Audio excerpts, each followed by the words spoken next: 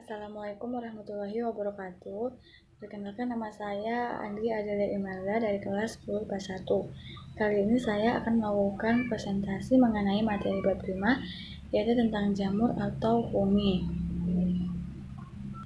Nah, di sini saya sudah menyiapkan salah satu contoh dari jamur, yaitu jamur kuping. Nah, contohnya itu adalah seperti ini. Sengaja jamur kuping ini biasa digunakan sebagai makanan. Contohnya itu sebagai makanan. Nah, kemudian di sini ada dari ciri-ciri dari jamur. Yang pertama itu adalah jamur itu merupakan organisme eukariota yang menghasilkan spora.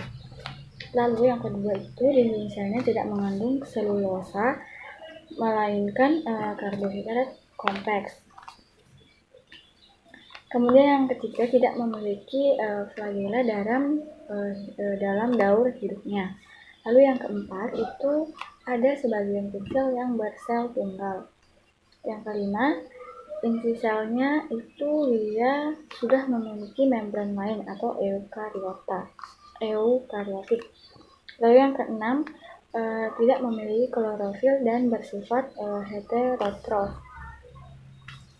Yang selanjutnya, dinding selnya tersusun atas zat kitin, glutan, dan manan. Kemudian hidup di tempat yang kaya dengan zat organik, lembab, dan kurang cahaya. Lalu cara jamur memperoleh makanan. Yang di sini yang pertama itu ada jamur saproba, terus ada jamur parasit, dan ada jamur simbiosis. Nah, kalau jamur saproba dia itu menghasilkan makanan dari dengan mendapatkan nutrisi dengan menguraikan organisme yang telah mati. Lalu kalau untuk jamur parasit dia itu menyerap nutrisi dari tumbuhan yang dia tumpangi. Lalu untuk jamur simbiosis mutualisme itu dia mendapatkan nutrisi dari organisme hidup lain, tapi dia juga mampu memberikan keuntungan bagi organisme pasangan simbiosisnya. Contohnya itu adalah Champignon musron, lalu ada lichen atau lumut kerak. Lalu klarifikasi jamur. Nah, yang pertama di sini adalah Pseudomycota.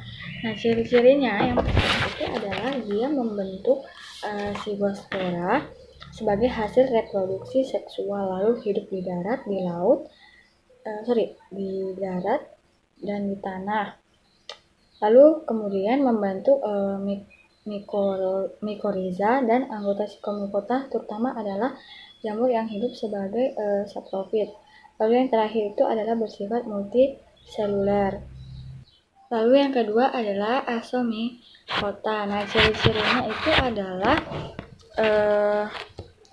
dia menghasilkan askospora sebagai hasil reproduksi seksual dan sebagian besar multiseluler. Nah, contoh spesiesnya itu ada Saccharomyces cerevisiae, lalu ada Penicillium notatum, Neospora cytophylla, dan yang terakhir adalah Aspergillus fumigatus.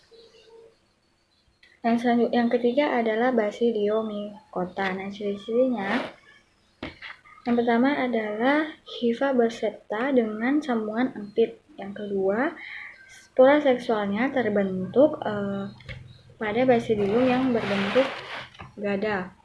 Lalu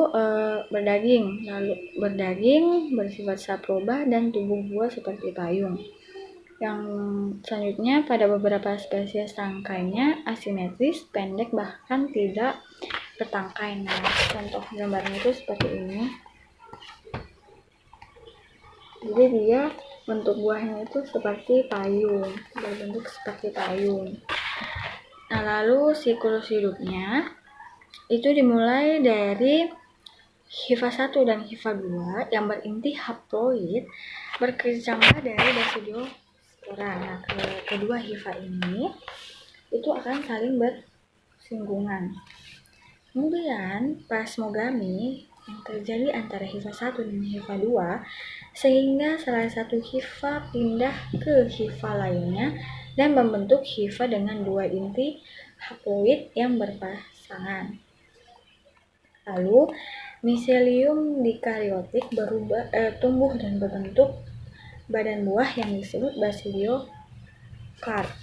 Nah, pada ujung hifa basidiokarp ini terjadi kariogami sehingga membentuk basidium yang berinti diaploid atau 2N. Nah, inti diaploid dalam basidium itu akan membelah secara meiosis sehingga menjadi 4 inti yang haploid. Satu inti haploid pada basidium kemudian masuk ke dalam salah satu stigma dan berkembang menjadi basidiospora.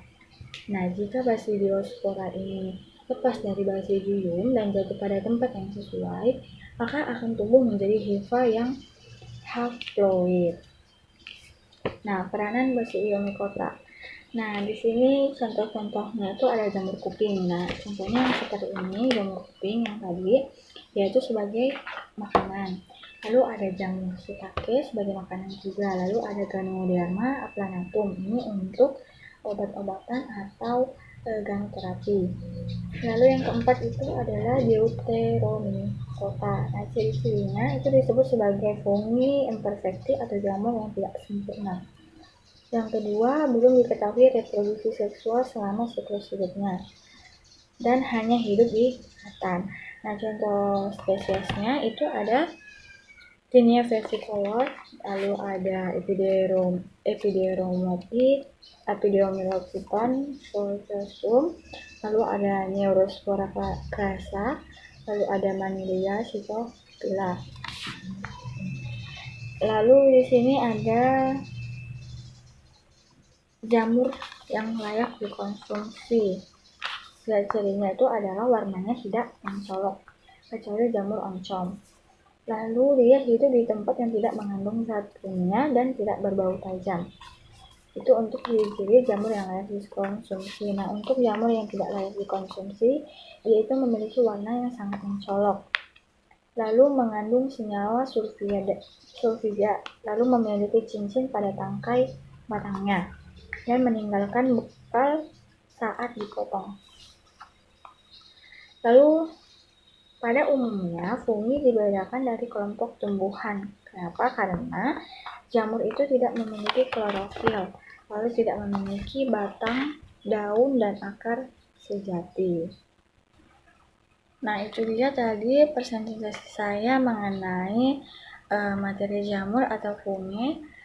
Apabila ada kesalahan dalam pengucapan, saya mohon maaf. Saya akhiri. Wassalamualaikum warahmatullahi wabarakatuh.